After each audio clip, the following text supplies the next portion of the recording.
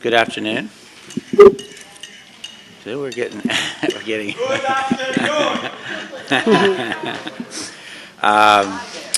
Fred and I are both very happy to be here. The program shows us as, I think, distinct speakers, but we're actually going to be sharing a presentation, and we only have 6 or 7 slides. And that was deliberate so that we could engage folks in conversation about the topics that we want to address with you today.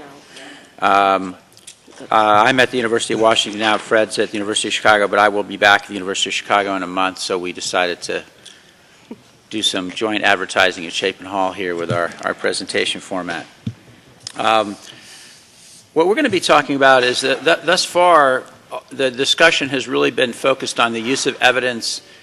I would say for the most part informing practice, which is very important, and interventions with individuals and families and maybe communities. We're going to talk a little differently. We're going to talk about the relationship between evidence and policy and the role of different kinds of data and different kinds of research in informing policy.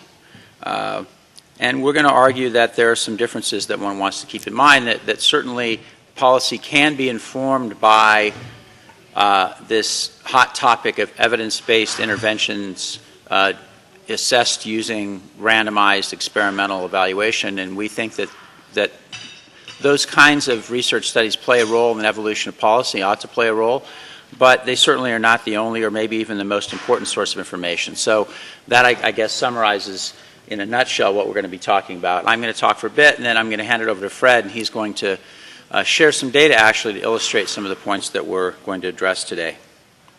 So I think the first thing that we would say in order to draw a distinction, it's not an absolute distinction clearly, and maybe people will take issue with this, but we would argue that the policy realm is where conflicting values play out most directly in terms of thinking about how information would guide policy.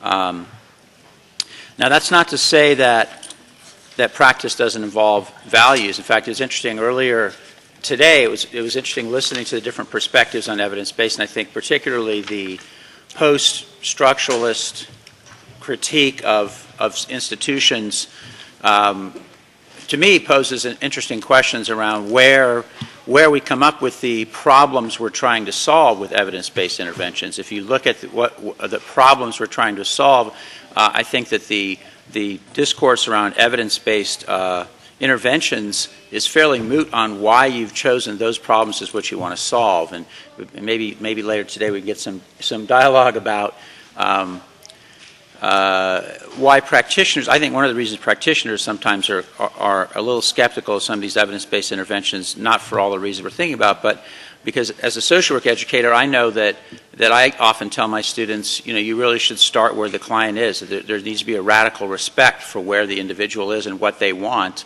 And sometimes they may not want what it is that the policy framework says we're supposed to be achieving for them. And if you notice on the hierarchy, the pyramids that were being shared here today, there was kind of an assumption that the policy framework is okay and legitimate. And as I get into my talk, I think you'll see I don't take that for granted at all. And I think much of our practice interventions actually do take it for granted, and I respect the practitioners that come and question that all the time. That being said, most of the literature, the research literature on the effectiveness of practices starts with the assumption that the problem we're trying to address, whether it's children's behavior or parent behavior or something like that, is a legitimate target of intervention, and the outcomes are sort of generally agreed upon. There's not a lot of argument about what outcomes we're trying to achieve. Similarly, for research on administration or management, I would argue that most research on administration and management assumes there's a goal we're trying to achieve through administering a particular program or managing a particular program. And how do we go about doing that? How does management science, research on organizations inform how we achieve those goals? Social welfare policy, on the other hand, is often, if not always, the result of highly contested and shifting values. And I'm going to give a couple examples, and then I'm going to ask you to give me some examples from Israel. I've been here long enough to know that there are some, but I would rather have you share those with us. But I'll give you a couple of examples from the field of work that I'm most familiar with, child protection, and even from my own research. So I think a classic example would be something that economists do these days.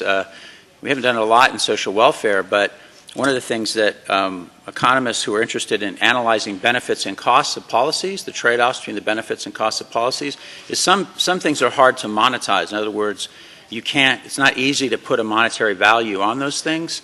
Quite often we get our monetary values, so we'll do research and say, preventing a crime saves us X amount of money because we know how much it costs to prosecute a crime, know how much it costs to put somebody in jail, et cetera, for every day of jail, and then we use multidimensional treatment, foster care, something like that, and say we prevented that and we attribute cost to it. But some of these things are not easy to put a cost on. So, for example, what is it worth to delay pregnancy by a year? I mean, I wish I knew that. I have a study that actually shows an effect like that. And when I went to my economist friends, they said, well, we haven't done the research. We don't really know what the benefits are.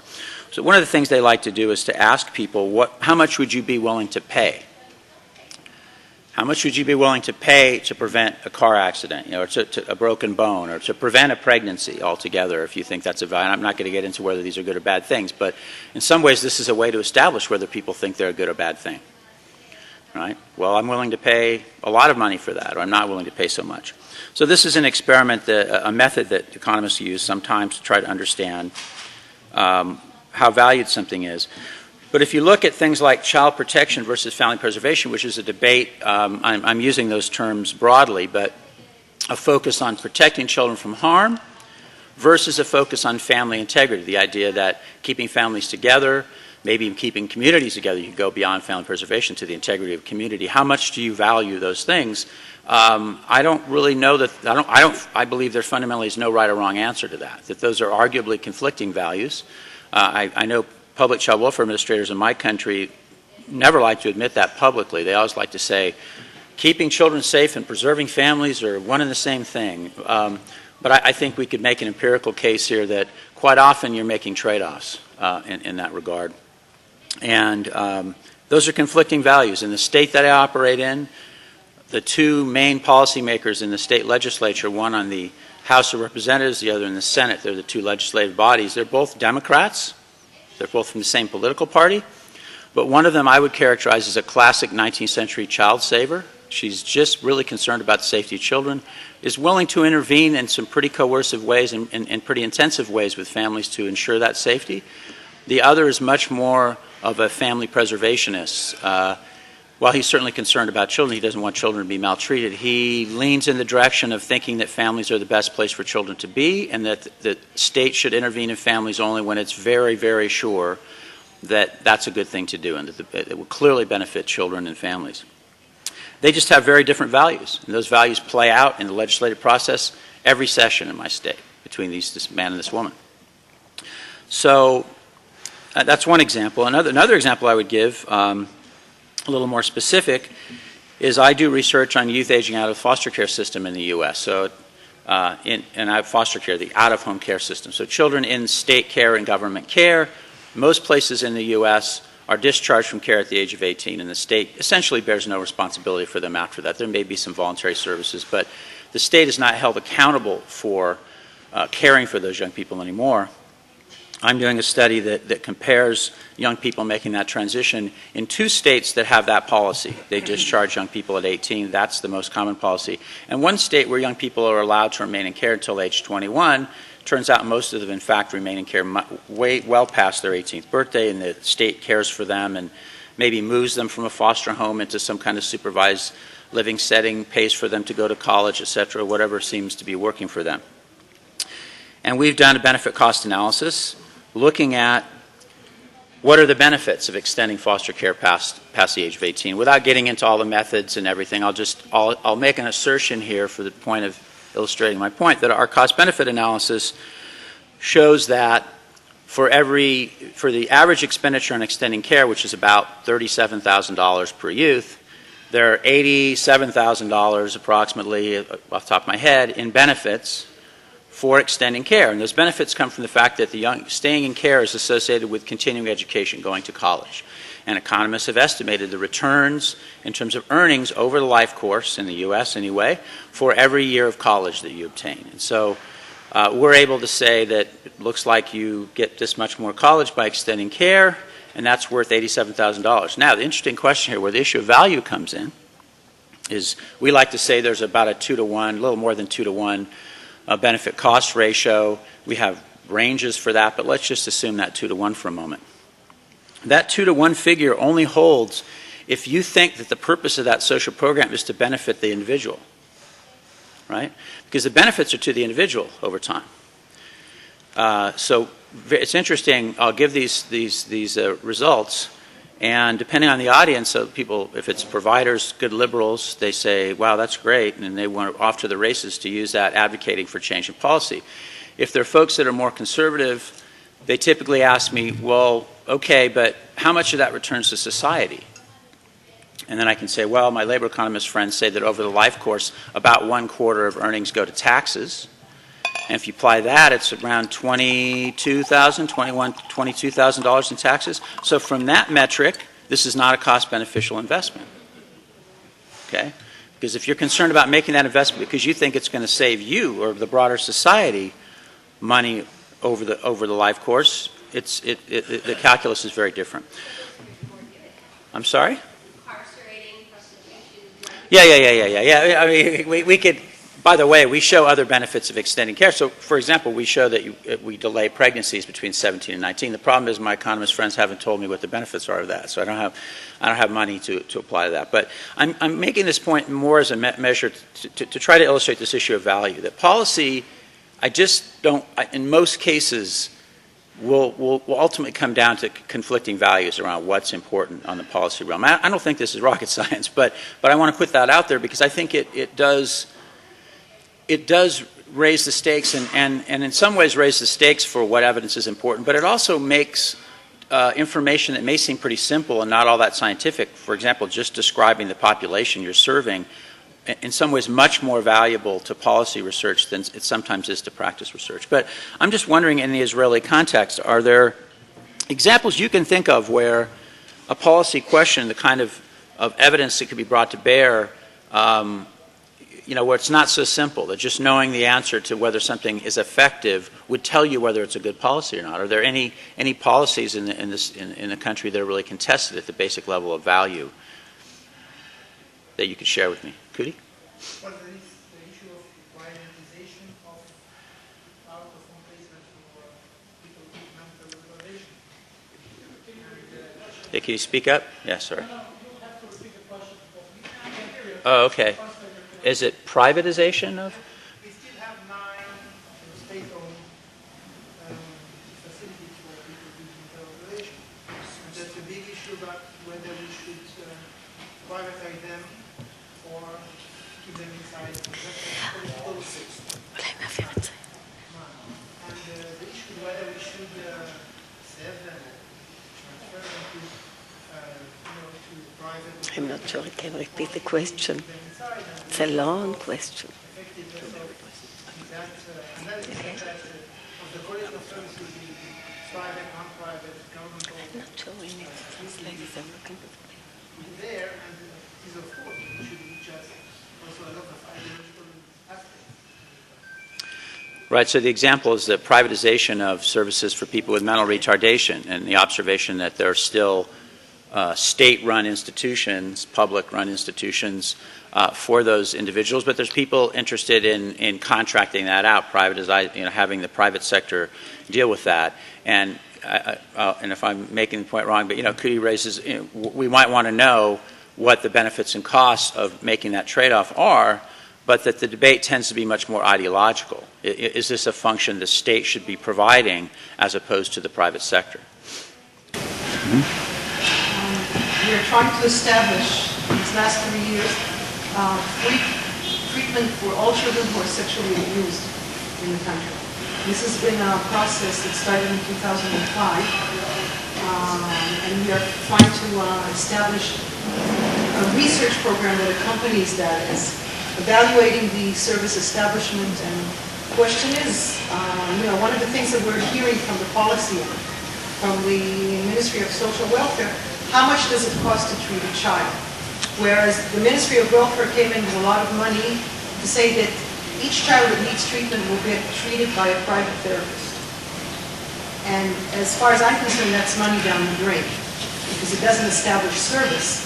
It just pays out for a particular treatment program for one child, and there's no way of evaluating it, enhancing it, training it, supervising it. There's nothing that you can do to build up the service. You just take the money and pay out to private practitioners to do the care. But that costs less. There costs to set up a center where children can come and their parents can come. And of course, the center idea is ideologically more correct, and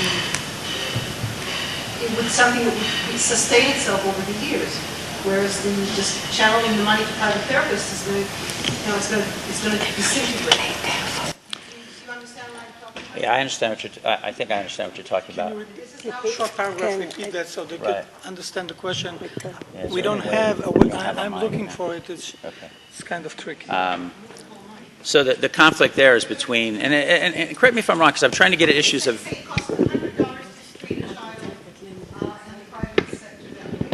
It costs $1,000 to treat that same child. I'm just giving numbers. Sure, I sure, have yeah. numbers, but I just, Uh-huh. for the sake of example, it costs 3 times more to treat that child in the center that's established, and it has all the other accompanying advantages of service establishment, evidence-based practice, the whole thing. right, so here the conflict in values is between, correct me if I'm wrong, because I'm trying to get at what's the conflicting value. And the issue is, do we provide sexual abuse treatment for children in the context of just payments to private therapists, or what we might call more of a Cadillac, a program that has all of the bells and whistles that we think we believe from evidence anyway, are what you need in order to treat sexual abuse. One of the speakers talked about the necessity of supervision and work environment.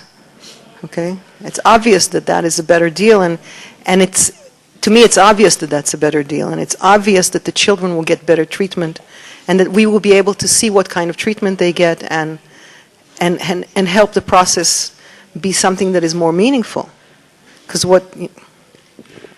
So there it sounds like you've got some conflicting ideology over both whether the thing is beneficial or not, but also versus sort of center-based. I mean, maybe I could frame it this way, center-based versus individual treatment-based services. And you've got ideological arguments around those things that play themselves out. Any other examples? Uh-huh. There's a feeling among many Israelis that anything that comes out of America must be good, and one of the big money-making corporations in the States that even during the depth of the recession has really skyrocketed their profits, that is the Correction Corporation of America, and there have been many in Israel that have tried to adopt that over here. In fact, they even built a private prison, but then the High Court said it's not legal, whatever it is. But I wanted to ask you, does the Correction Corporation of America and similar ventures, do they, with 3 strikes and you're out, do they help to foster the growth of the prison population and hinder the rehabilitation of youth, juveniles, first offenders, and so forth? In other words, okay. So what is your input on that? Thank you. Well, I'll speak to the issue of value. I don't know whether, that corporation's one of many in the corrections industrial complex in the U.S.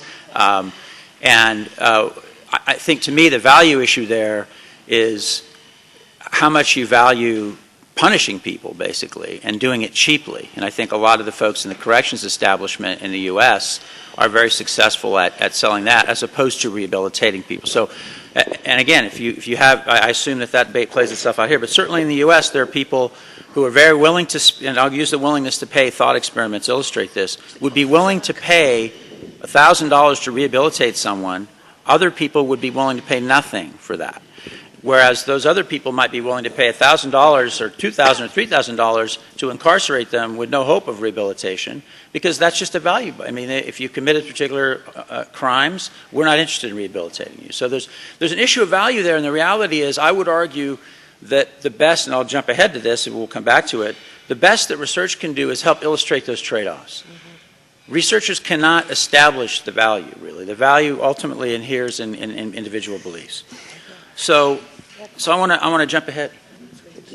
Okay, go ahead. One last. Sure. Okay, your last one? Yeah, last one. Yeah. Here, please. Okay, I I'd want like to make to. sure we get through this. But. What I have to say, I think, focuses more on conflicting values, and a very good example of it from a field that's close is the decision-making process for the basket of health services under the national health law, where a group of people, experts, multidisciplinary and multi-interest, have to decide if they should give a little bit of money for inoculations for a lot of people, or a lot of money for some kind of a machine or a rare medication, or do they have to value extending life, saving life, quality of life? I mean, this is all that they do, is deal with conflicting values. I don't need to add anything to that. That's a perfect example of the point I'm trying to make. Thank you. So when Fred and I were thinking about this, and we think about this all the time, it's kind of what we do. While we certainly think that experimental evidence is the most rigorous evidence for the effect of an intervention, or the effect of a policy, by the way. I mean, I do policy research, and quite often you can't run experiments. But there's a lot of information that can inform policymakers that's much different or short of that, if you like. So one thing that we think is very important is just good knowledge about the characteristics and needs of the population that the policies direct at. That may sound overly simple, but in our experience, way too often policy is made without a basic understanding of the characteristics of the population that you're trying to affect, and the needs of the population. I think our welfare reform, I had a conversation with a reporter a couple days ago around the Wisconsin model, or whatever you're calling it here, implementing welfare reform here, which I guess has been abandoned or put on hold or whatever. Having done research in Wisconsin on welfare reform at the time that was being implemented, I would argue one of the big faults in the implementation of the law was a fundamental lack of understanding of just who the program was actually serving by the time it was implemented in the field. Because in Wisconsin, by the time welfare reform was implemented full cloth, the welfare case declined by 80%. So you were down to 21%, some subset of that population. And the architects of this reform, I would argue, had no clue, and really didn't have any, even if they wanted to, they didn't have the data to do it. I mean, really, a study we did was the first real description of who those people were who were still coming into the welfare office after 80% of the people were gone. And it turns out the people who were coming in were a distinct subset with lots of challenges to employment. That if you took the overall population, just ask simple questions about, how old they were, how many children they had, what kinds of psychosocial problems, mental health, substance abuse, what kind of work experience you had. The old population looked a lot different than the new population. And in the absence of that information, you couldn't craft sound policy. All you were left with is ideology. Now, you're still left with ideology after our study's done, where we say, by the way, these folks, for example, half the people we were studying who went in to apply for welfare had been known to the Child Welfare Agency before, had been investigated for child maltreatment. If you went back 3 years, that percentage was much lower, 15%. Okay? That fact alone suggests, maybe this program should have some emphasis on parenting and supporting these people with their parenting, which had nothing at all. The Wisconsin welfare model, nothing like that, right? Now, you don't have to jump to that conclusion, but in fact, that data did inform politics in Wisconsin. And before there was a Democratic governor, you still had actually a more conservative Republican governor. He abandoned the early light touch approach to welfare reform just based on the data saying, because people started coming forward and saying, we're having a real hard time employing these people because they have a lot of challenges. So the idea that we just they come into the office and we tell them to go get a job, and we wait a couple of months, and then maybe we make a job referral, that's not working. We need to engage them much more. We need to assess their needs because we have an idea of the characteristics of this population. So that's an example of the characteristics and needs of a population. There are lots of other examples we could give. What I like to give from my research is in the child welfare work in the U.S. with adolescents, and youth aging out of care, there's this idea that they all need a mentor, that they don't have adults in their lives and they all need, a responsible adult, and that will help them through the, transition to adulthood. And while there's certainly nothing wrong with thinking it is true that most of us who made it successfully, into adulthood had adults to rely on, the fact is 75% of the young people aging out of care in the U.S. have regular, strong ties with their family of origin. So if you go to them and say, you need an adult, they'll say, I have a bunch of adults. Because they entered care as adolescents. They have strong ties to their families. Now, those families may have problems. They may not be the same kind of resource, right? But it's important to know that, if for no other reason than to understand that trying to create a new family for many of these people, some of them would love to be adopted. 40% don't want to be adopted. And that's correlated very highly with their connection to their family of origin. So just basic descriptive statistics can tell you a lot about whether a particular policy, the limits of policies. Some cases they can tell you a policy makes no sense. In other cases they can give you a sense of how much you might want to push with that policy.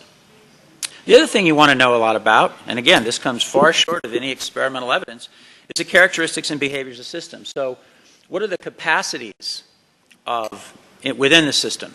And your question, Kudi, raises an interesting one. Who should be doing something? Should it be the public sector and government employees, or should it be the not-for-profit or even for-profit sectors? Well, one thing that ought to play a role in that is what are the capacities of these sectors, right? And quite often we have very little data on the capacities of sectors, the capacities of data to manage things, the capacities of the workforce. So, for example, our state is moving boldly into taking what has been a state function, case management of child welfare cases, and trying to hand some of that over to the private sector. Because that's the idea, is now we're going to contract. Right now it's a state employee does a job. Now we're going to contract it out. We're going to monitor the performance of those agencies. But it turns out that the state agency has really no experience monitoring contracts around performance at all, right? So you want to know about capacity, because you have great ideas, but without knowledge about capacity, your ideas are likely to fail in implementation. The political environment, we've been talking about, I don't need to belittle, to go on about that, but the political environment is very important. I've seen way too many researchers with a great idea, and they have their random assignment study or some other evidence that we ought to be doing this, and they show up. Yes, that's fine. We're good. They show up, and you could a feeble knowledge of the political environment where you are could have anticipated that their idea was going to go nowhere, because the values of the political players were such that that wasn't going to work. Or, in some cases, more importantly, the personal interests of political players. So around privatization, for example, how powerful are public employee unions?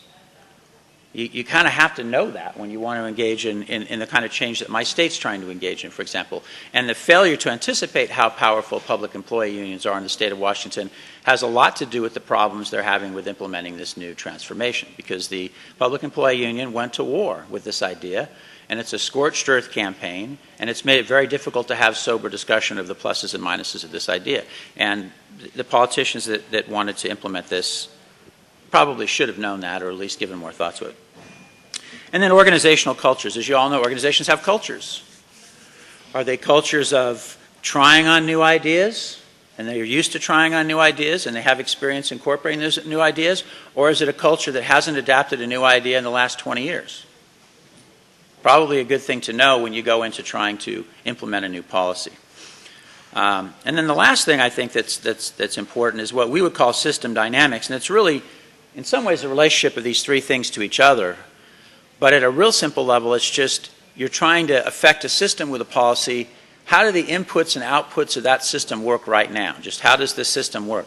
And having a fundamental understanding of that is just essential, because if you don't have a fundamental understanding of that, the best ideas in the world can have all kinds of unintended consequences, because you just don't understand how your system functions at a basic level. So I'm going to hand it over to Fred now, because he's going to use some data to actually talk about that issue.